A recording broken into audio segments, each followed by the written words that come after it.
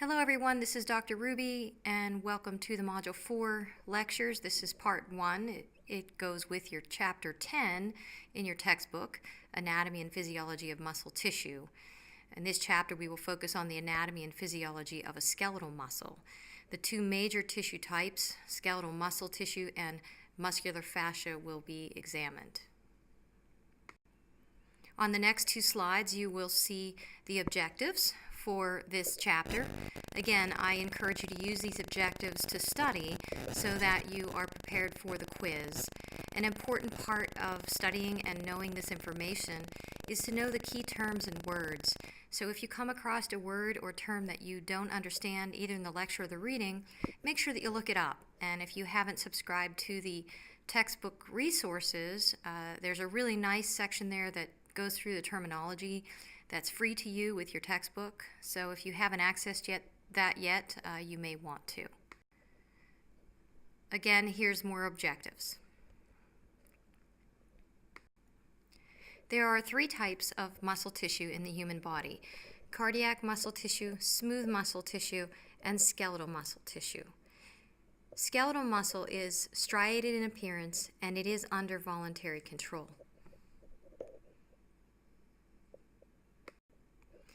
This illustration really shows the big picture of muscle contraction. In B, the muscle has contracted and shortened, pulling the bones of the forearm toward the arm.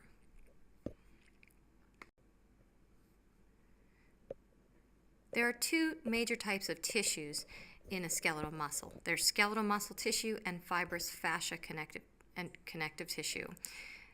The skeletal muscle does the work, and the fibrous fascia tissue provides the framework.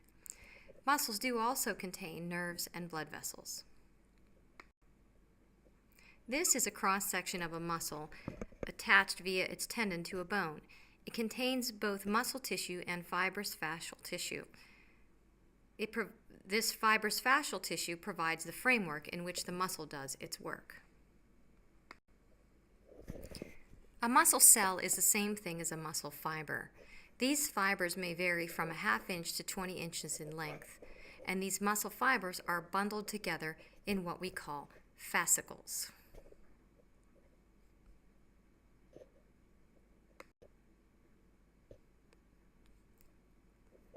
This diagram shows three different ways in which muscle cells can attach to one another and be oriented within a muscle. In A, long muscle fibers lie parallel and run the length of a muscle. In B, shorter muscle fibers lie parallel and end to end. In C, muscle fibers lie parallel and overlap.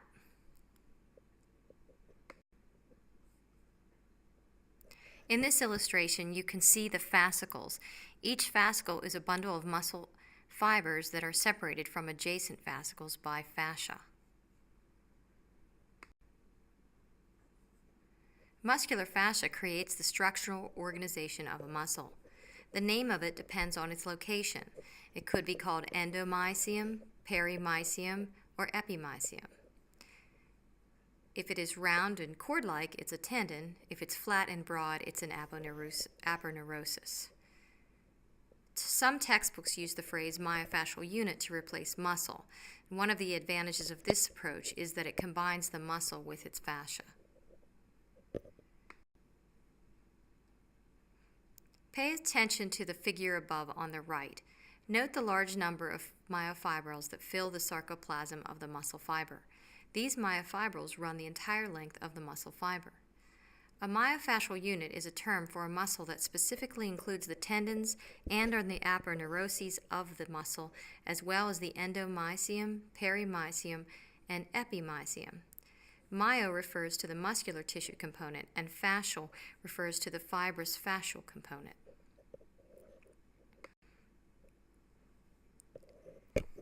Cellular structure names are similar to other cell types, but they contain the prefix sarco. Cytoplasm equals sarcoplasm. Endoplasmic reticulum equals sarcoplasmic reticulum. Cell membrane equals sarcolemma. So sarcomeres are small units that make up myofibrils. Sarcomeres are laid end to end from one end of the myofibril to the other end.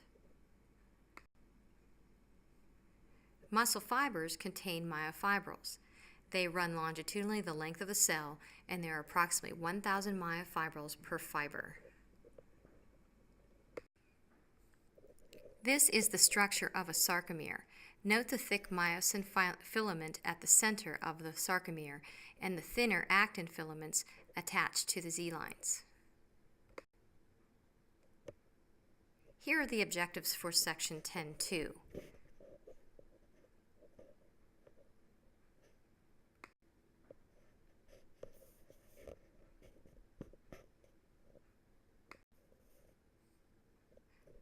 The sliding filament mechanism explains how sarcomeres shorten. A message is sent from the nervous system. The sarcoplasmic reticulum releases calcium into the sarcoplasm. Calcium ions then attach to the actin filaments. Another name for the sliding filament mechanism or theory is the ratchet theory, since the mechanism of muscle contraction bears some resemblance to those of a ratchet wrench.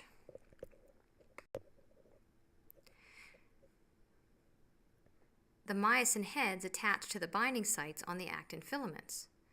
Then the myosin cross bridges bend, pulling the actin in toward the center. Cross bridges break, reattach, and bend again. This illustrates the steps of the sliding filament mechanism. It begins when binding sites are exposed and ends when the process begins again.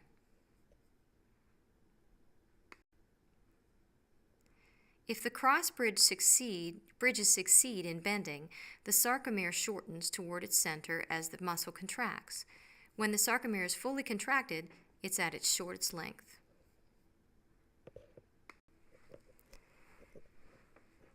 The energy source for a sliding filament mechanism comes from ATP. The process is quite simple. There's stored ATP. There's regeneration from creatine phosphate, regeneration from anaerobic breakdown of glucose, and regeneration from aerobic breakdown of glucose. Aerobic and anaerobic mean the absence or presence of oxygen. Aerobic is when oxygen is present in the chemical breakdown, and when anaerobic is when there is no oxygen present.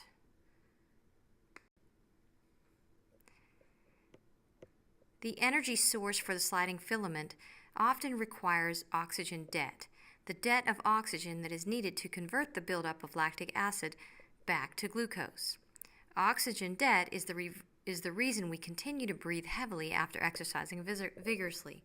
Our bodies need the extra oxygen to convert lactic acid created by the anaerobic breakdown of glucose back into glucose.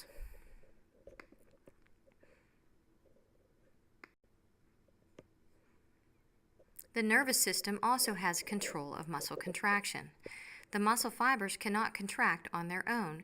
They require instruction from the nervous system.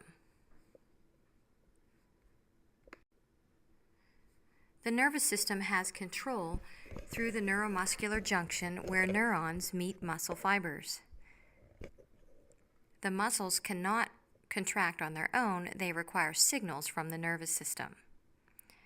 This signal happens at a motor end plate that is part of the muscle fiber's sarcolemma. It is specialized to receive neurotransmitters from the nervous system. This is an illustration of the neuromuscular junction. Neurotransmitters from the motor neuron are released into synapses where they attach themselves to the motor end plate of the muscle fiber.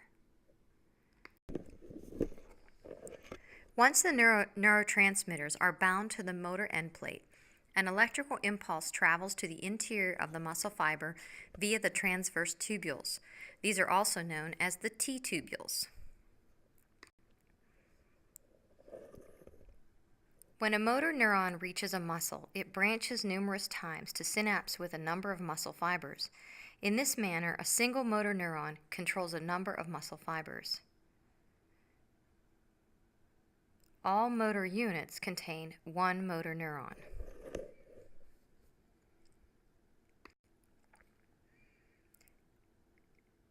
In this photo, this particular motor neuron has branched out to control 4 muscle fibers. The number of muscle fibers in a motor unit varies from as few as 2 to 3 or as many as 2,000. This drawing indicates that since a muscle contains multiple motor units, they need not all contract simultaneously. However, when a single muscle fiber is contracted, it contracts all the way to 100% of its capacity. Motor units cannot have a partial contraction. It's an all or none response.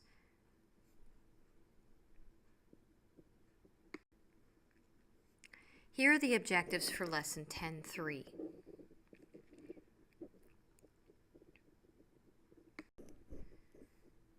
Now we will look at the sarcomere structure in more detail. The letters A in A band and I in I band stand for anisotropic and isotropic. These are simply terms that are used to describe how light is refracted. Figure A here shows one myosin filament surrounded by 6 actin filaments. Figure B shows how multiple sarcomeres that lay next to one another are arranged. Figure C is a cross-section of a sarcomere.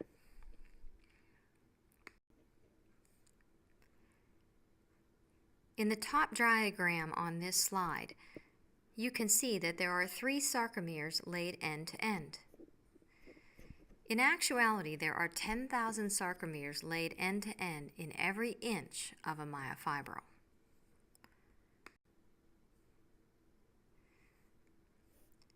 The sarcomere structure is made up of the myosin filament and the actin filament. Many myosin molecules bind together to make the myosin filament. They each have a myosin tail and a myosin head. In the actin filament, there are 3 separate protein molecules: actin, troponin, and tropomyosin. The tail is the main length of each myosin molecule, which incidentally resembles a golf club in shape. You can see how multiple myosin molecules are attached to one another to form a myosin filament in this diagram.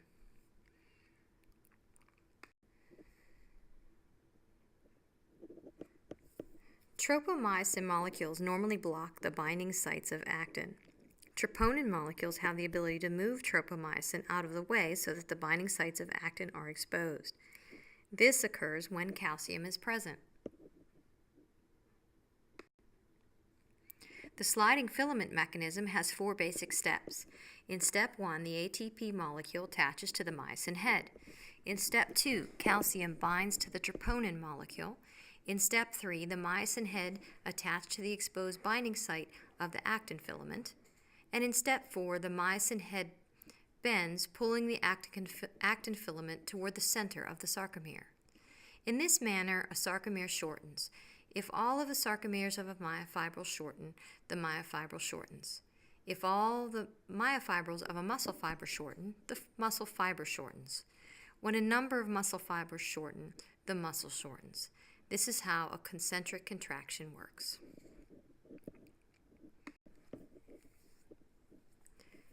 There are both red and white muscle fibers.